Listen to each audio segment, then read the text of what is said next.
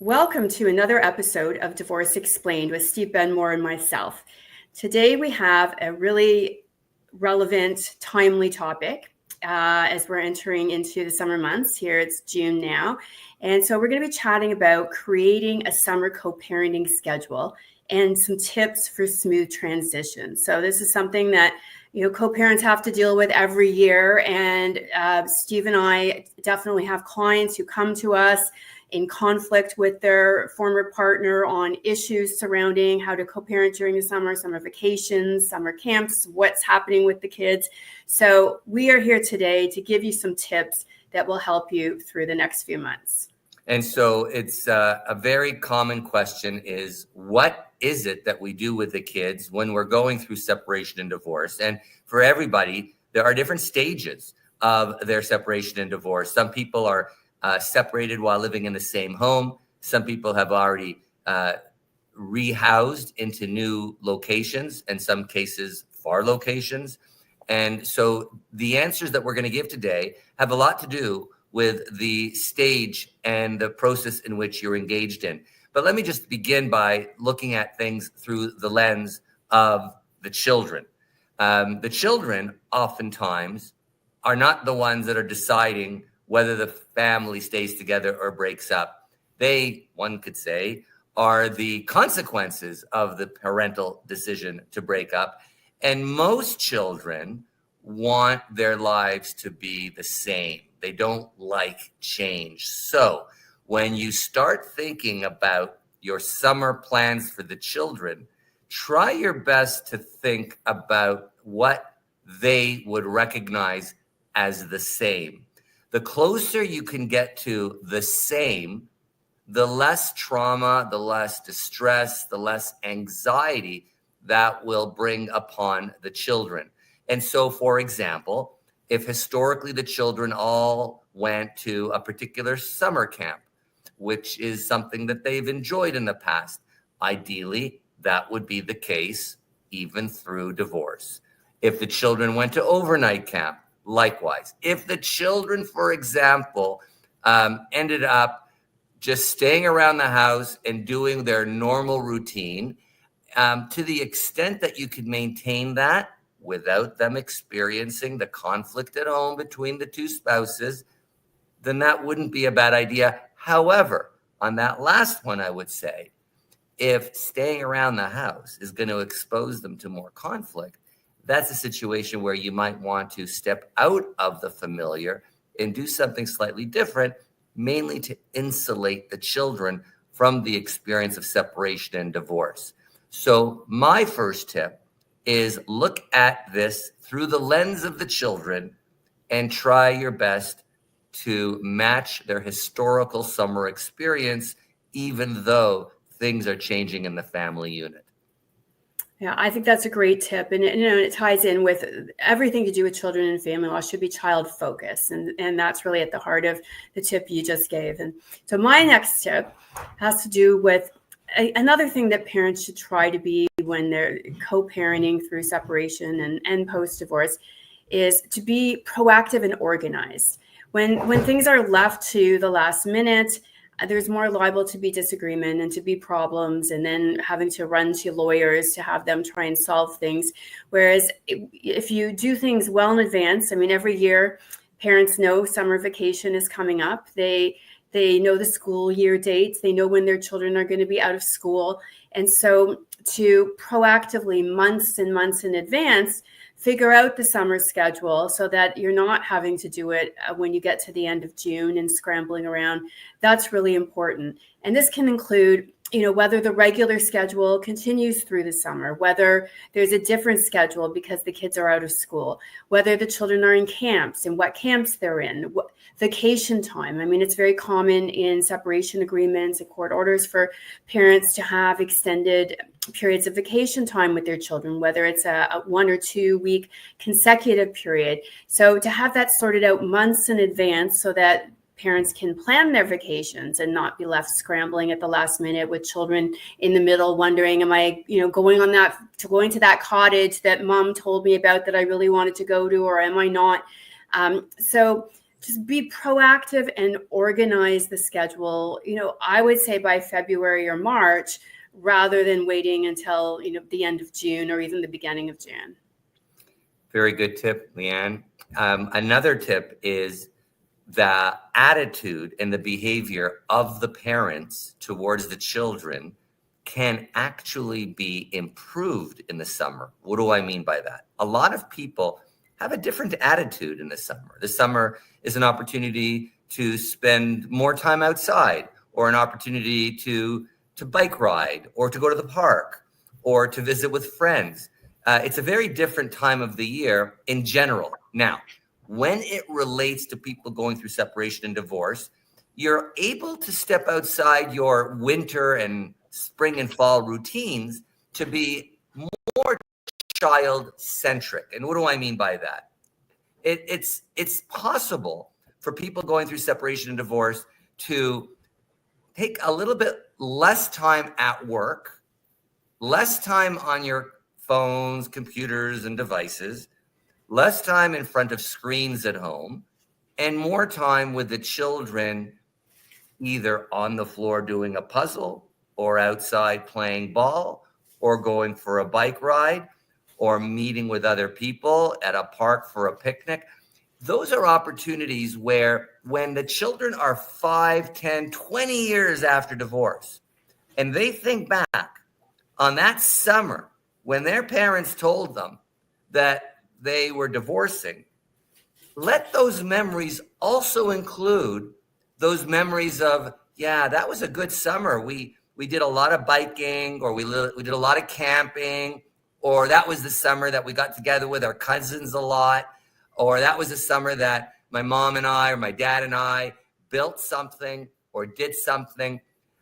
In other words, while they're going through what is otherwise going to be a real radical change in the family structure that will fundamentally change their life journey going forward, from living in a home with two parents to having two homes where they go back and forth, while that is also occurring, let them be peppered with the memories of it being a really good summer.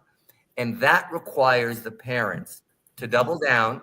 It does not require everybody doing everything together all the time, but it's an opportunity for each parent, whether through mutual design or individual design, to do things deliberately to make the children's experience at that moment in time really amazing, and to develop stronger bonds with the children. And those bonds are really the immunity, the insulation against the negative consequences of separation and divorce. Yeah, absolutely. That's so important. My next tip has to do with respecting that it's healthy and good for your children to spend time with the other parent. I know a lot of parents, and I speak as a mother here myself, and a mother who went through her own separation and divorce. One of the hardest things I found when my ex-husband and I broke up was the thought that I was going to have time away from my children. And I know that that's something a lot of parents struggle with. And that's what leads to conflict, is this idea that, I was before able to have 100% of the time with them. Now I might be, delegated to having half the time, or potentially less than half the time, depending on the schedule. And it's important to recognize that it is, if children have two parents that want to be in their lives, it's important for the children to spend time with both of them. And so, yes, when your children are away for a week or 2 weeks, maybe during the summer on a vacation with the other parent, are you going to miss them? Absolutely, you're going to miss them. Is your house going to feel a little more empty? Absolutely, it's going to feel more empty. And are you going to feel maybe a little lonely? Yeah, you might. But that's about you. That's not about the children. They're off with the other parent, building memories, as Steve just talked about, and enjoying that quality time. And with time, I find most parents who separate and divorce learn to actually they learn to enjoy that time they have with their children immensely, but then also enjoy the time when the children is with the other parent, because then they build a life for themselves. I found I could work some extra hours at work and I wasn't worrying about being away from my children. I could go out with my friends. For people who want to, date and meet new people, it's an opportunity to do that. So look at the time that your children is, away on summer vacation with the other parent as an opportunity for you to do some self-care or personal growth, or do some things that are just for you that are hard to do when you have your children around. And it can really become a positive rather than a negative. Yeah, it reminds me of the safety protocols on an airplane at the very beginning of every flight, when the flight attendants say, if there is a problem in the air and the mask comes out, first put the mask on the adult, then put the mask on the child. And this is a perfect example of what Leanne was just saying, which is take care of yourself. If you take good care of yourself, you're going to be in a much better position to take care of the children. So my last tip for today is to treat the summer as an opportunity to plan the next school year. And that involves a lot of thinking and planning. Now, think of the summer months, July and August, as though it's like Saturday and Sunday. Monday to Friday, everybody's at work, everybody's at school. Friday night comes, and now people have projects on Saturday and Sunday, whether it's grocery shopping, whether it's running errands, taking care of certain projects that you've been delaying. Well, similarly, if you're going through a divorce, Saturday and Sunday in the optics of a whole year is July and August. Get the work done then. In other words, treat July and August as the period that is a gift to you to organize the next chapter of your life, the children's life, and of course, to moderate, normalize, and manage the process of separation and divorce. So what do I mean by that practically? Well, let's start with the obvious. Will both parents remain in the same school catchment? And if the answer is yes, then start looking for housing in that same school catchment. If the answer is no, and one is going to remain there and one's going to go into another school catchment, then the conversations need to occur then in order to sort that out. And if you can't sort it out on your own, you should be using lawyers, mediators, or judges in order to nail down whatever that plan is, because nothing is more critical to the children than knowing where they are going to school after Labor Day. Number two, during the summer, sort out your housing. Make all the plans you need to locate a place, furnish a place, make it comfortable. And then on the heels of that, figure out how to introduce the new housing situation to the children. Maybe, if it's the right thing to do, include them in the furnishing of the place and help them choose the colors or choose the posters on the wall or choose where the bed sits in their bedroom. Whatever that may be, gradually introduce them emotionally and psychologically to the fact that that's going to be your home half of the time, or more or less half of the time, come the school year. And that allows them to visualize what is about to happen without it happening in one fell swoop. And it also allows them a little bit of empowerment, because otherwise, like I said earlier, the children are not really the ones that make any of the decisions. So to grant them a little introduction to the rights to make certain choices also lessens the blow and might actually even make them excited. I've heard stories over the last 30 years of the children getting excited about going to IKEA and choosing a new chair or a new desk, whatever that might be. There can be, through separation and divorce, moments of excitement, moments of joy, moments of happiness. I mean, no child really wants their parents to split up, but equally, every child loves going shopping.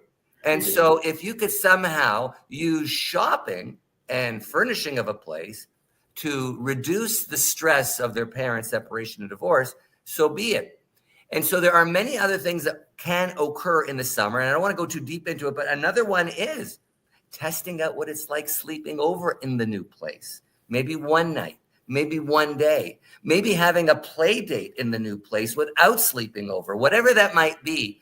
It's an opportunity for the parents to very deliberately do a dress rehearsal of what an actual separation will be in the summer before the school year begins, so that when the school year begins, it's a much easier, smoother, and comfortable, familiar transition. Yeah, that's a great idea. My last tip is one that a lot of people will think, well, that's obvious, but I find that with clients and when people, then they're in the thick of separation and divorce, that sometimes it isn't so obvious. And that is to just be flexible. Be flexible about the schedule and be flexible with your co-parent. There's going to be times when you need them to be flexible. Maybe you're under the weather, maybe something's come up at work or something to do with your family, and you need to ask a favor. You need them to take the children, or you need to have the children on a non-scheduled date for yourself because there's a big family event that just came up. Whatever it might be, you're going to need those favors and that flexibility. So you should always be giving it in return. And it's important to just be the bigger person. Your children will see that. They may not, when they're little children, you may think they don't notice these things, but over their childhood, they do. And when they get to be adults, if you were always the bigger person, they will know that, and they will see that, and they will respect you for it. But just be flexible, because being a parent requires flexibility. Life can be chaotic, unknown things can come up, emergencies can arise. And if you're going to be rigid about everything, you're just looking for conflict and you're looking for problems. And so my best advice, and as I say, you think it would be obvious, but sometimes it's not, is just be flexible with your co-parent. Absolutely. Well, it is June, and there are going to be transitions, even for people that are in intact families. The movement from June to July is a transition. It's a double transition when you're going through a separation and divorce. And then thirdly, the children, who are oftentimes the consequences of the parents' decisions, then they too are going through another layer of transition. And one thing that you can do is you could treat the summer as an opportunity to cushion the blow and to make it transfer very easily, smoothly, and reduce whatever potential anxiety or distress the kids might otherwise experience, because you can do this deliberately and with very methodical planning. So we hope, Leanne and I hope, that these tips have been valuable, and we hope for all of our clients and our friends and our families a very happy, healthy, and easy summer holidays. Be well. Thanks, everyone.